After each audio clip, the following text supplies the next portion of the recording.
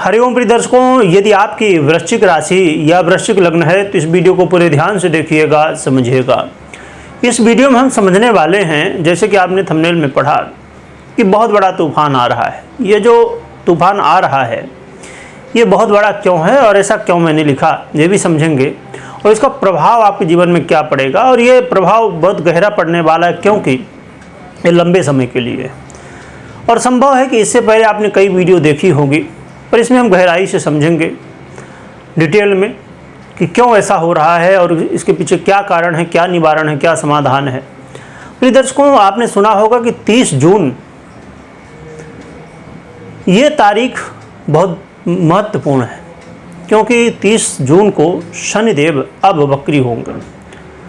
वक्री होकर ये 30 जून से लेके और 15 नवंबर तक वक्री रहेंगे, फिर 15 को मार्गी होंगे, लगभग 4.5 महीने।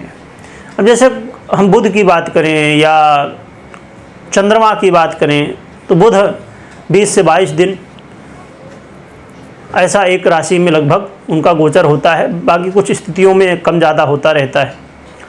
और चंद्रमा की बात करें तो 2.25 दिन में ही अपना परिवर्तन करते रहते हैं। तो ये जो प्रभाव होते हैं, जो कि इनका भी अपना प्रभाव है, परंतु ये कम समय के लिए। पर यहाँ शनिदेव क्या 4.5 महीने पूरे। समस्या चलो ठीक है, 1 दिन की हो, 2 दिन की हो तो एक बार आदमी सोचता किसी तरह, पर जब समस्या 4.5 महीने के लिए है तो फिर बहुत गंभीर हो जाती है। अब शनिदेव कुंभ राशि में गोचर कर रहे हैं, और कुंभ राशि में गोचर करते हुए अब जब वक्री होंगे तो ये मकर का भी फल देंगे, जो कि आपके तृतीय और चतुर्थ भाव के अधिपति हैं, चतुर्थ भाव में गोचर कर रहे हैं। तो वैसे भी ढैया का प्रभाव आप देख ही रहे हैं, परंतु ये प्रभाव बढ़ जाएगा। ये प्रभाव जो मिल रहा था उसमें और बढ़ोतरी हो जाएगी। अब एक चीज़ पहले ही क्लियर मैं कर दूं कि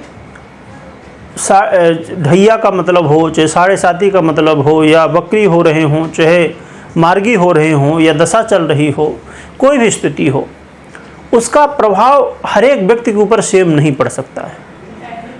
किसी को कई बार लाभ होता है तो किसी को हानि होती है, परंतु जो ग्रह स्थिति गोचर में बनती है उसका बहुत ज़्यादा प्रभाव मैक्सिमम हो जाता है। अब हाँ, ये ज़रूर है कि आपकी जन्म कुंडली में यदि वो ग्रह स्थिति गोचर जैसे सेम है तो फिर उसका पूरा प्रभाव मिलने लगता है, और यदि बदलाव है तो फिर बदल जाता है। अब कहेंगे फिर तो गोचर का देखने का कोई मतलब ही नहीं। यही तो अब हम लोग गलती करते हैं कि भाई आपके वाहन में 2 पहिया लगे हैं, 2 व्हीलर है समझिए, तो 2 व्हीलर में एक पहिया निकाल दीजिए, आगे का या पीछे का, तो क्या चल पाएगा? नहीं चल पाएगा। इसी तरह आपकी पर्सनल जन्म कुंडली उतनी महत्वपूर्ण है और उतनी ही महत्वपूर्ण गोचर की स्थिति है, इसलिए दोनों को समझना चाहिए। तो तूफान क्यों है मैंने लिखा, और बड़ा तूफान है क्योंकि आप जानते हैं शनिदेव एक तो लंबे समय के लिए, दूसरा कारण शनिदेव को आप जानते हैं कि ये वायु तत्व के हैं, और जिस राशि में गोचर कर रहे हैं कुंभ में, ये भी वायु तत्व की राशि है। और अब जिसमें फल देंगे, वक्री होंगे, वो भूमि तत्व है, यानी कि मकर। तो भूमि तत्व राशि में वायु तत्व के शनिदेव रिजल्ट देंगे। इसीलिए मैंने लिखा कि बहुत बड़ा तूफान, और बड़ा ही तूफान है। आप समझते हैं क्यों तूफान है, क्या कारण है, क्या प्रभाव पड़ेगा। तो शनिदेव देखा जाए तो आपके चतुर्थ भाव में गोचर करते हुए ये आपके षष्ठम भाव और आपके करियर से और आपके व्यक्तित्व से संबंध बनाएंगे। इस समय करियर में सबसे ज़्यादा विशेष रूप से सावधानी बरतनी होगी। करियर में कहना चाहिए कि करियर में बहुत कुछ बदलेगा, बहुत ज़्यादा उतार चढ़ाव की स्थिति बनेंगी। संभव है कि जिन लोगों को पहले से समस्याएं देखने को मिल रही हैं, या करियर में आप देख रहे हैं कि नहीं अब ऐसी स्थिति बन चुकी कि बस जॉब छोड़ना ही पड़ेगा, इस समय ये निर्णय हो सकता है। यानी कि करियर में उथल पुथल की स्थिति बन सकती है। तो आपको सावधानी के साथ हर एक कदम को फूंक फूंक के आगे बढ़ाना चाहिए। आपके जीवन में पिता के साथ थोड़ा सा मतभेद की स्थिति बन सकती है। आपको अपने व्यक्तित्व में कहीं न कहीं आँच आती हुई दिखेगी, यानी कि आपके मान सम्मान में कमी। आपके जीवन में इस समय मानसिक तनाव की स्थिति बहुत ज़्यादा बढ़ जाना, ये आपको मानसिक रोग है, डिप्रेशन की स्थिति में जा सकते हैं। डिप्रेशन है तो बढ़ सकता है, यानी कि मानसिक बीमारियां जो हैं उसमें समस्याएं बढ़ सकती हैं। और साथ में देखा जाए तो आपके जीवन में विपरीत का सम्मान करना इसमें बहुत महत्वपूर्ण होगा। विपरीत का सम्मान करें तो ज़्यादा बेहतर है। इसके अलावा महत्वपूर्ण स्थिति ये है कि अब से जो भी हो जाए आपको कोशिश करना है कि कर्ज ना तो लेना है ना कर्ज देना है, क्योंकि इस समय का लिया हुआ कर्ज आपके जीवन में एक, हम कहते हैं ना कि भाई किसी को शुगर हो गई है या कोई ऐसी गंभीर बीमारियां वो जैसी हो जाती है, यानी कि भाई कर्ज आपने ले लिया तो उसको चुका ही नहीं पा रहे हैं और कर्ज दे दिया तो आ नहीं पा रहा है। यदि कर्ज देना है तो ये समझ के देना है कि हमने दान कर दिए हैं, आ जाएगा तो बहुत अच्छी बात है, नहीं आएगा तो दान हो गया, ये समझ के तब देना है। और साथ में यहाँ पर अपने स्वास्थ्य का विशेष रूप से और थोड़ा पेट जन्य तकलीफ़ें थोड़ा सा बढ़ सकती हैं और नसों से संबंधित समस्याएं थोड़ी बढ़ सकती हैं। तो विशेष रूप से अपने खान पान में संयम बरतिए, योग प्राणायाम करते रहिए। और अब जैसे देखा जाए कि गर्मी का मौसम जा रहा है और बरसात आ रही है, तो इस समय कफ कोल्ड की समस्याएं बढ़ सकती हैं, तो इनसे भी थोड़ा बच के रहना है। तो ये थोड़ी समस्याएं हैं, पर इसका समाधान क्या है? समाधान इसी में छुपा है, समस्याओं में। समस्याएं क्यों आती हैं? जब हम कहीं न कहीं ऐसे कर्म करते हैं। अपने कर्म को सुधार लीजिए, समस्याएं अपने आप सुधर जाएंगी।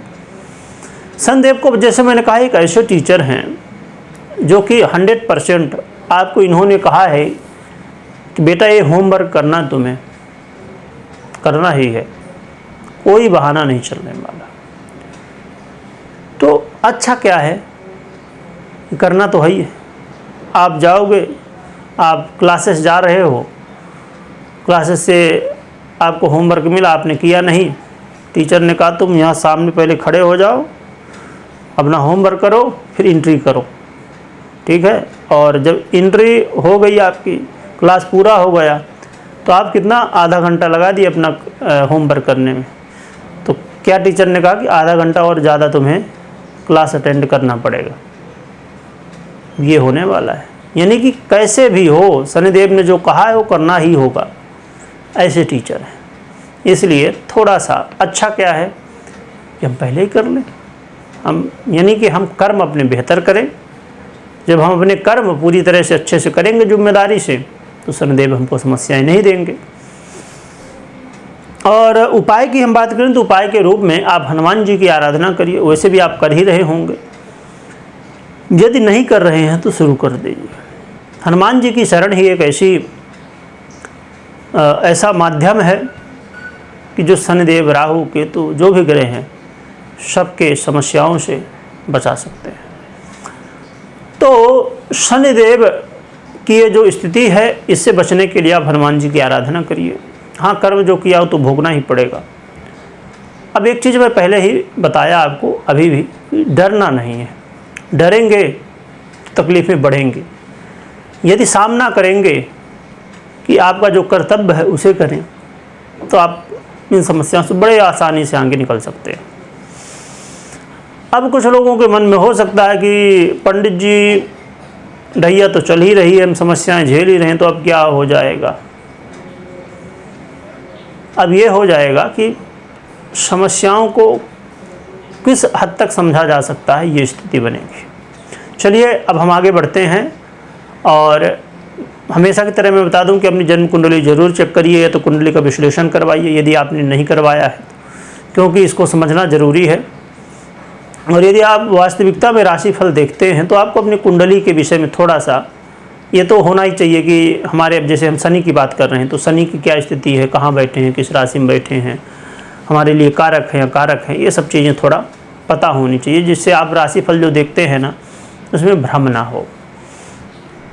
तो ये करिएगा और कमेंट में जय बजरंगबली लिखिएगा, लिखने के साथ खूब स्मरण करिएगा।